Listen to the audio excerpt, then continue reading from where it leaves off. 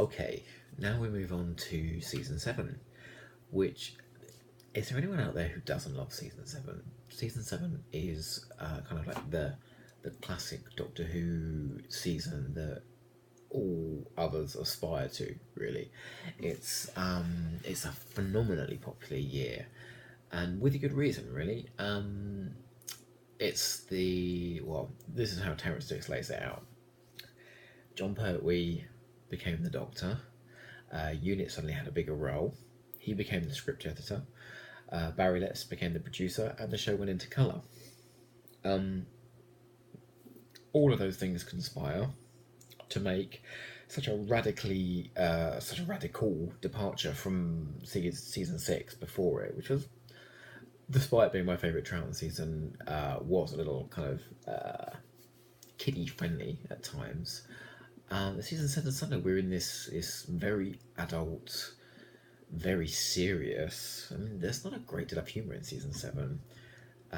It's like Doctor Who is suddenly a 1970s gritty drama. Um, it's production value wise, I don't think the show looked much stronger. There's a wealth of location work all of a sudden because of the Earthbound setting, and on a kind of story basis, the 7-part stories meant that they had more money to spread over those stories. So suddenly you had these fantastic sets being used. Yeah, the set pieces, the action is relentless. Season 7 is it's probably in most fans kind of top 5 seasons. It kicks off with Spearhead from Space, which to my mind is one of the scariest Doctor Who stories you're ever going to find.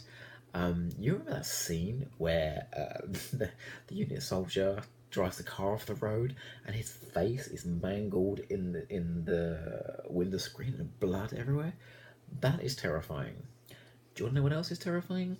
The bit where Ransom walks into the laboratory and the gun falls away from the Auton, who slowly starts moving. That is terrifying. Mrs. Seeley being besieged by an Auton who appears to have glue all over its face. That is absolutely terrifying. And oh my god, the sequence where the dummies come out the windows. I mean, has anyone walked past a shop window dummy since then and not thought about that scene? Certainly not me. Yeah, Spirit of is great. Pertwee is. You wouldn't say he's finding his feet. He's brilliant from the off. You'd never ever know that Pertwee was nervous going into that story. Excuse me. Yeah. Oh, mind you. Hello. Yeah, you've got a great new companion in Liz Shaw. Unit kind of seamlessly slips back into the series after the Web of Fear and the Invasion, although they weren't called Unit in the Web of Fear.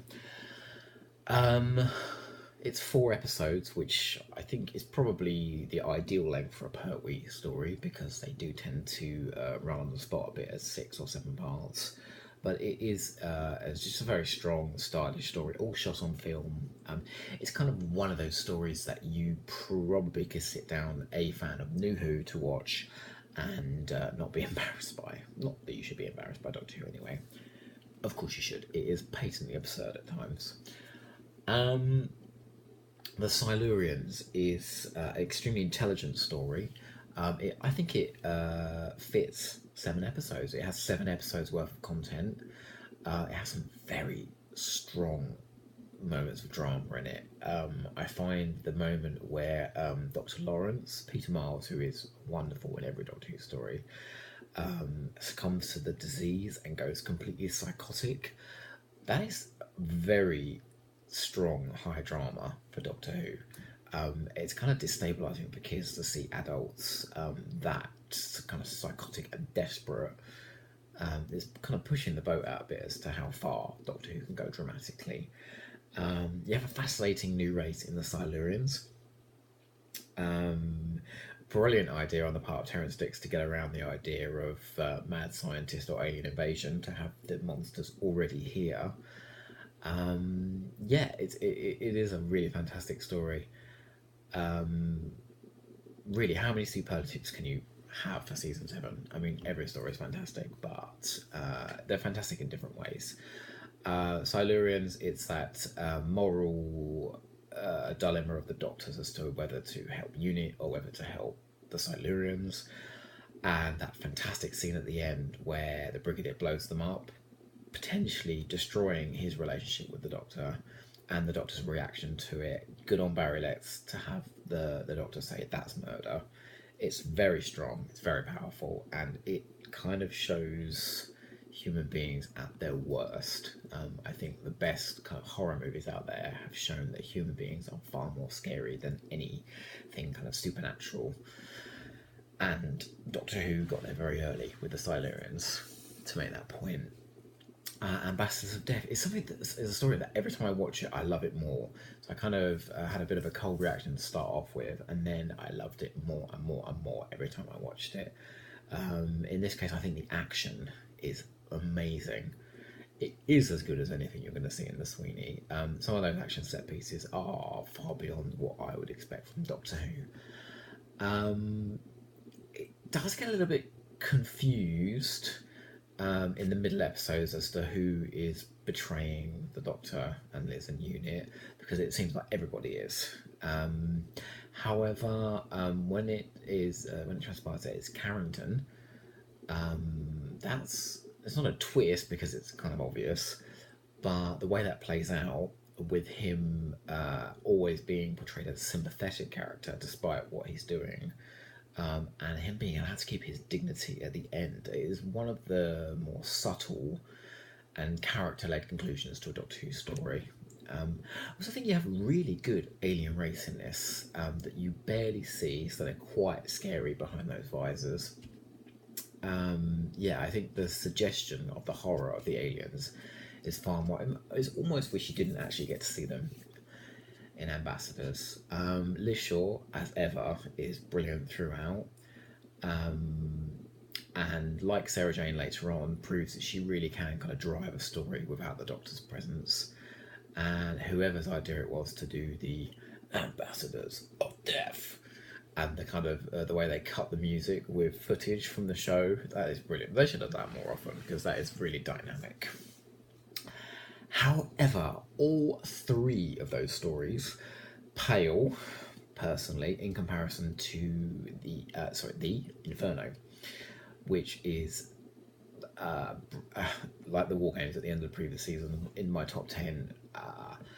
High drama at its best. There's a few moments of dodgy direction in Inferno where it's the Primords. They're a daft looking monster. But if you get over that, what you have is a story which keeps giving as it goes along. It builds incredible momentum. It gets extremely claustrophobic as it goes along. The characters act in very surprising ways. It uses the alternative universe premise in a really clever, engaging and terrifying way. It has some of the best action set pieces in Doctor you are ever going to see. Pertwee is on fire at this point, and dramatically, I don't think he's ever better than he is in Inferno. He delivers a fantastic performance. Anyone who says Pertwee can't act, go and watch Inferno because he is brilliant in that. I can't really fault it. I think episodes 5 and 6 are two of the best episodes of Doctor Who ever. Episode 6 is stifling. It is. I get hot under the collar when I'm watching that. And that cliffhanger with the lava coming towards the characters we've come to like at this point.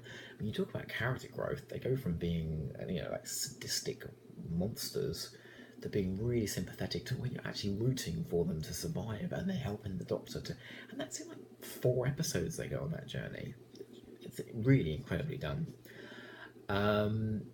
Inferno is superlative. It's wonderful.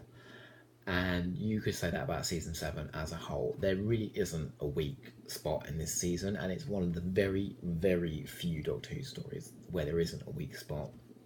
I could recommend it highly enough. I would give season 7 a 10 out of 10 and rate the 4 stories a 9, a 9, a 9, and a 10. Doctor Who at its finest, and a fantastic first year for Pertwee. His finest, by far.